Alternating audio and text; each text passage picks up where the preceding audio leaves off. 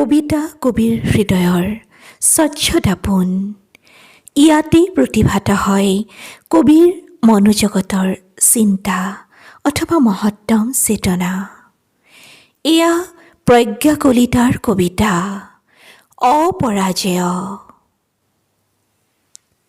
পক্ষীৰ কলৰৱত মই সাৰ পাওঁ আৰু ভাবোঁ এতিয়াতো ৰঙা বেলিয়ে উৰণি খহাইছে, মুঠি মুঠি পোহৰেৰে জিলিকিছে ধৰা।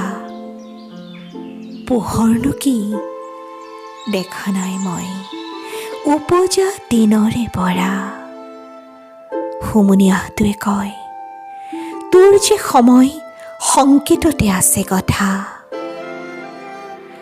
আলিবাটত খোজৰ শব্দত অনুমান কৰোঁ কোনোবা কৃষকে কান্ধৰ নাঙলেৰে বসুমতীৰ বক্ষত আঁকিব সেউজীয়া সপোন। দুহাতেৰে নাঙলখন খেপিয়াই চাওঁ, য'ত আছে সৃষ্টিৰ এনে অমোঘ শক্তি। কি যে যন্ত্ৰণা আন্ধাৰৰ। উমানতে দেখোঁ মই সন্মুখৰ আহুকাল।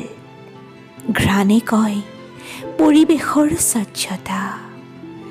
অন্তৰ্দৃষ্টিয়ে দি যায় মোক চৌপাশৰ বতৰা।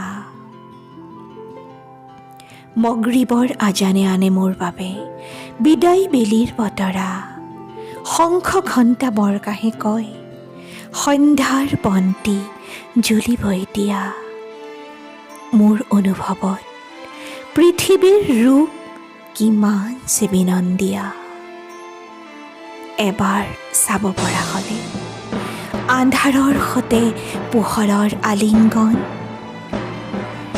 নেদেখাজনৰ ইচ্ছাৰ পৰিধি ভাঙিবতো নোৱাৰোঁ। আন্ধাৰৰ সতে মোৰ সংগ্ৰাম চিৰন্তন।